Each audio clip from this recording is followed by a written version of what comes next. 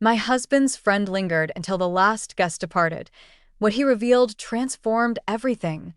I have reached the age of 54. Throughout my life, I have often been characterized as a woman of unwavering steadiness. In my youth, I embraced the journey of marriage, nurtured 2 children, maintained a tidy household, and endeavored to embody the dependable wife and mother that others could rely upon. I held the conviction that love entailed patience and compromise, a commitment to remain, even when departure seemed the simpler choice. Yet, at times, remaining can transform into a form of vanishing. Never did I imagine that something of this nature could unfold in my life. I urge you, avoid the error I once made. On a Saturday evening in early spring, the air carried a lingering chill, yet there was an unmistakable promise of warmth approaching. We welcomed a handful of friends for an evening meal, nothing extravagant, just grilled chicken, a fresh salad, and a selection of red wine to share. My husband, Mark, was in his element, his laughter ringing out a touch too loudly as he regaled anyone within earshot with yet another retelling of his high school football exploits. Perched at the patio's edge, I savored my wine, offering smiles when necessary and nodding at the right moments. It was at that moment I became aware of Ethan observing me. Ethan and Mark's friendship had its roots in their college days. A man of few words, separated from a partner, without children, somewhat reserved, frequently showing up after the expected time and departing before the conclusion. Our conversations had been limited to courteous hellos and the rare snippets of small talk exchanged at social events. Yet, on that particular night, he remained. As Mark recounted their old road trip to New Mexico, I noticed his gaze lingering on me. His gaze remained steady, unlike that of most men who would look away when caught. He locked eyes with me for a brief moment, unwavering and probing, before eventually diverting his attention to his drink. There was an unsettling quality to that look that it wasn't in a negative sense, rather, it was inquisitive. It was as if he glimpsed a part of me that had long remained hidden. As the evening unfolded and the dialogue grew more boisterous, I quietly retreated indoors to gather the dishes. The kitchen lay shrouded in dimness, illuminated solely by the soft glow of the under-cabinet lights. I progressed with deliberate slowness, rinsing and stacking in a rhythmic marks, allowing the sounds from the patio to gradually diminish into the background. His arrival went unnoticed by me. "Do you require assistance?" Ethan's voice was hushed, as if he had been biding his time for the perfect moment. I pivoted and discovered him propped against the doorframe, sleeves rolled up to his elbows, a glass still clutched in his hand. "Oh," I exclaimed, taken aback. "It's perfectly all right. I have it in my grasp." He entered the room regardless, placing his glass beside the sink. "You always do," he remarked. That caused me to stop and reflect. I shut off the faucet and gazed at him. "What does that imply?" He shrugged, not out of indifference, but rather as if he were caught in the uncertainty of whether to voice the thoughts swirling within him. "What I'm saying is, it seems you're the one who takes on all the responsibilities, facilitating, tidying up, maintaining order." I forced a smile that felt a touch too constrained. "Such is the role of a wife, Ethan." He let out a gentle chuckle, tinged with warmth. "No, that is your role." A palpable silence lingered in the space that separated us. Not precisely awkward, one might say. Weighty, authentic. I averted my gaze, beginning to clean the surface of the counter. Indeed, it falls upon someone to take up the mantle. He moved in a fraction nearer. "What is it about you that makes this necessary?" No response came to mind for that. Not a statement that would carry much weight. Not even to my own self. Following a prolonged silence, he finally uttered another word, his voice softer this time. "Have you ever grown weary of the facade?" A slight catch in my throat interrupted my breath. I felt compelled to express to him that he was mistaken, that my joy was genuine, not an act. Yet the words eluded me, for a voice within, one I seldom allowed to be heard, murmured that perhaps he was not mistaken after all. I pivoted to confront him once more, my palms still glistening with moisture from the sink. "What prompts this inquiry from you?" He advanced another step, nearing the threshold, yet still refraining from crossing any boundaries. "For I perceive you, Evelyn, it had been ages since I last heard my name uttered in such a manner. Neither with gentleness nor with heaviness. For the first time in years, I felt a sense of self that transcended the roles of wife and mother. I simply experienced a moment of pure authenticity, a true sense of self. From the patio, a voice rang out, calling Mark's name, shattering the enchantment that had enveloped the moment. Ethan took a step back, lifted his glass, and bestowed a subtle smile. "I'll allow you to complete your thoughts," he remarked. "Wishing you a peaceful night." He pivoted and strode out, leaving me rooted in the kitchen, my heart racing more than it ought to have, hands still damp, pondering what had just transpired and why it seemed as though something within me had subtly transformed. The following morning, I reassured myself that it was merely a fleeting thought. As I brewed a fresh pot of coffee, I meticulously folded the laundry, all the while listening to Mark ramble on about the urgent need to trim the hedges, lest the HWA unleash yet another passive-aggressive email. Life continued its relentless march, as it always had, neat, reliable, secure. Yet, deep within, a subtle vibration stirred, a resonance that demanded my attention. The echoes of Ethan's words from the previous night lingered in my thoughts as I navigated through the day. Have you ever grown weary of the facade? I never consider myself to be one who donned a mask. By most measures, I have experienced a life well lived, a respectable union. 2 adult children, each with their own careers and living spaces. A residence with a mortgage almost settled. Yet, as I allowed myself to truly ponder that question, an unsettling sensation began to surface within me. Indeed, fatigue had settled in. 2 days slipped by before I laid eyes on Ethan once more. Mark extended an invitation for him to come over and assist with the task of relocating a cumbersome bookshelf in the garage. I kept myself occupied, feigning a task of rearranging the linen closet, yet the sounds of their laughter reached me, accompanied by the thud of furniture being moved and the sporadic grunts of effort. I endeavored to maintain an air of normalcy. As I made my way through the hallway later, I found Ethan standing there, solitary. He lingered at the threshold, keys poised in his grasp. He caught sight of me and offered a courteous nod. "I appreciate the coffee," he remarked. I hesitated. "Did you manage to acquire any cake?" "Some remnants lingered from Saturday." He offered a fleeting smile. "I believe Mark has retained it for his own use." I waved my hand in the direction of the kitchen. "A solitary slice remains. I shall bring this to a close."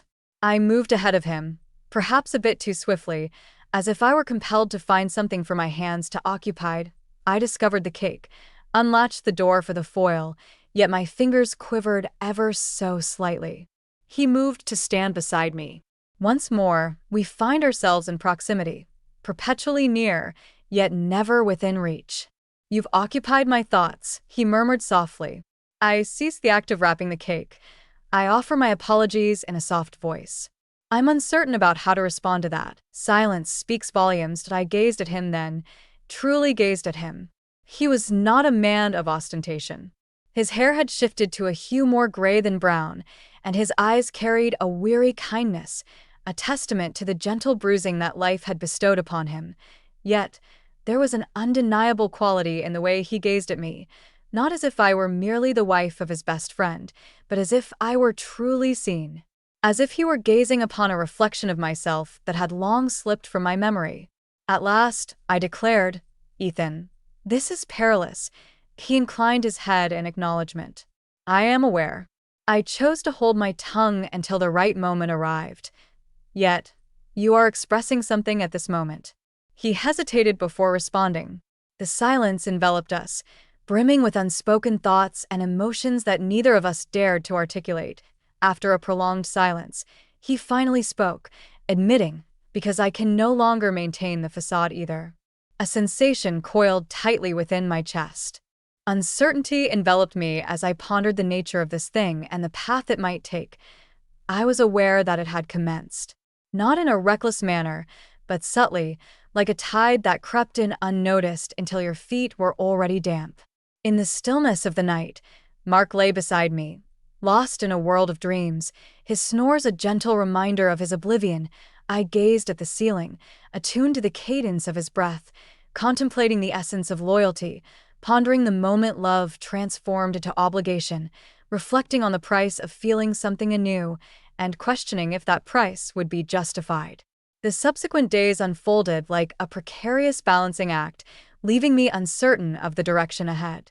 I navigated through my daily rituals, provisions, invoices, a conversation with my daughter regarding her recent promotion, every fragment of a life that, at first glance, appeared whole. Yet, beneath the surface, I was coming apart, thread by thread, in a gradual descent. It had been a week since I last laid eyes on Ethan, perhaps that was ultimately for the best. I reassured myself that I required some distance, lucidity. Yet, clarity often eludes us precisely when we seek it most. It creeps in during the stillest moments, like when you're folding towels and suddenly become aware of how long it's been since someone gazed at you, as if you truly mattered. On a dreary, rain-soaked afternoon, he sent a message, "I shall find myself in your vicinity later on. May we engage in a conversation?" I lingered over the message, my gaze fixed upon it far longer than was prudent. My thumb lingered just above the screen. Indeed, only for a short while.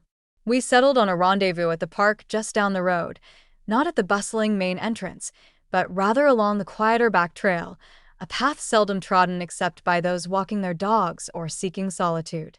I parked beneath the towering pines, my heart racing as if I were 16 once more. The rain had diminished to a gentle drizzle, and the air was infused with the earthy scent of damp leaves and bark. Ethan stood there, casually leaning against his car. He appeared weary, much like those who have been harboring emotions within for far too long. Initially, our words were absent. We simply strolled. The path meandered gracefully through the forest, the soft ground absorbing our every step. The only sounds that filled the air were the gentle chirping of birds and the sporadic patter of raindrops cascading through the branches. At last, he spoke. "I'm not aiming to stir up trouble, Evelyn." I swallowed hard. Did I understand? Yet I can no longer turn a blind eye to this. "I doubt you can manage that as well." I came to a halt. "Ethan, what does this mean to you precisely?" He pivoted to meet my gaze. His voice resonated with a calm steadiness, though it remained softly muted. "It's not a matter of desiring what is beyond my reach. It's a revelation, a moment of clarity, when one finally perceives the presence of a soul who has lingered in the shadows for far too long. It's a reminder to cherish the fact that you are, indeed, alive." Tears threatened to spill from the corners of my eyes, not from sorrow, but from the sudden awareness of how deeply I craved those words to be spoken to me. "I don't know what to do," I whispered. "There's no need to make a decision at this moment," he said. "I wanted you to understand that there is someone who notices you, someone who genuinely cares." His words lacked grandeur. They were devoid of any promises or pressure, yet they unearthed a hidden part of my soul. We lingered on a bench beneath a sheltering canopy of trees, the rain scarcely reaching us through the dense foliage above. For an extended period, silence enveloped us. In that moment, the silence enveloped everything, revealing a truth more profound than words could ever convey. He refrained from making contact with me. He refrained from attempting to kiss me. He lingered in silence, a steady presence beside me. In that instant, a sensation washed over me, one I hadn't experienced in many years. Secure, not due to the shield of another, but because at last someone was truly recognizing my existence. The authentic version of myself. The woman hidden beneath the labels, the responsibilities, the curated smiles at social gatherings. As he rose to take his leave, he imparted a final thought. "Whatever unfolds from here, remains steadfast in your authenticity." That is all. I observed him retreating to his vehicle, his hands tucked into his pockets, his head inclined just enough as the rain began to descend once more. As I sat there in solitude, my heart pulsing in strange cadences, I came to understand that often the most challenging aspect of awakening is the acknowledgement that one has been in slumber. The daybreak following our stroll through the woods found me lingering before the bathroom mirror, lost in thought longer than I typically would. I appeared unchanged, identical visage, unchanging contours, weary gaze. Yet, an unseen current had stirred beneath the surface. I was engaged in more than merely grooming my hair or enhancing my lashes with mascara. I found myself gazing at a woman I had overlooked for years. On that particular day, the kitchen remained untouched by my cleaning efforts. On this particular Sunday, I neglected to fold the towels or vacuum the living room as was my customary routine.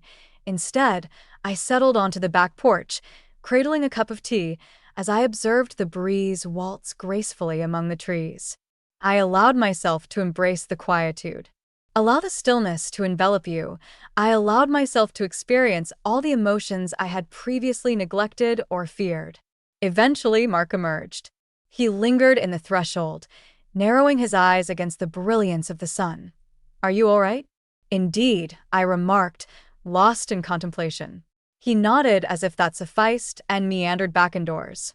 In that moment, it became painfully clear just how seldom we truly perceived one another these days, how much of our marriage had transformed into an instinctual performance, as if we were executing a choreography to a melody that had long since faded away.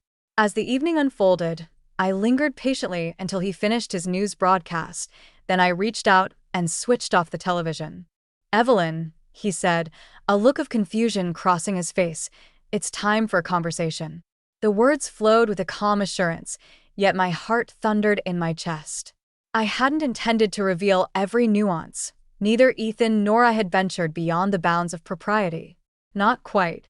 Yet, I found it essential to confront the truth within myself, to be forthright with Mark, for I could no longer exist in the shadows of uncertainty. "I cannot pinpoint the moment," I confessed with a measured tone, yet somewhere in the journey, I began to sense that I had faded away. Mark cast a glance my way, while Gregory's brow knitted in concern. "Could you clarify what you mean?"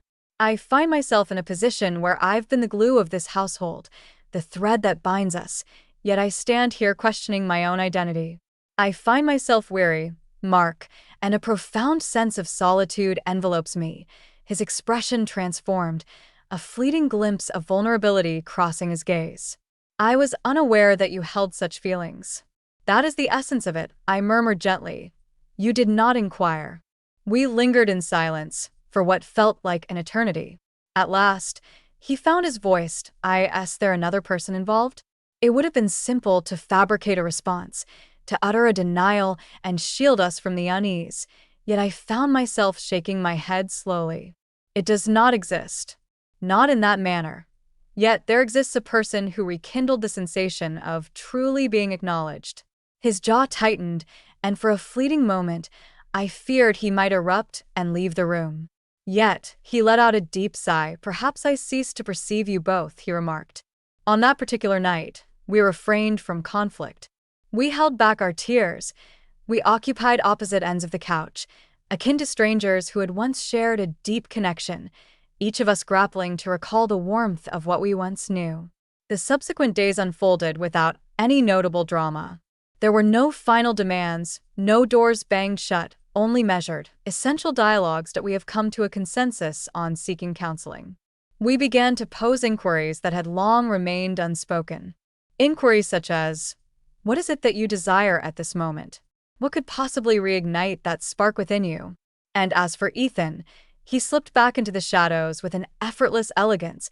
He never sought anything beyond what I was able to offer. He never imposed, never intruded. A solitary, hushed message arrived a week later. "Whichever path you choose, may it lead you to tranquility." I chose not to respond. Deep within, I understood that what Ethan offered me transcended mere romance or intrigue. It was a reflection, a fleeting vision of a life I had long overlooked, one that I had once believed I was worthy of. As I find myself in this moment, months have passed, and I gaze out the familiar window, teacup cradled in my hand. Uncertainty lingers about where the path ahead may take me. Yet, I am fully aware that I am traversing this path with my eyes wide open this time, with eyes wide and heart unguarded. Never did I imagine that an event of this nature could unfold in my life. Yet perhaps it was necessary for it to do so.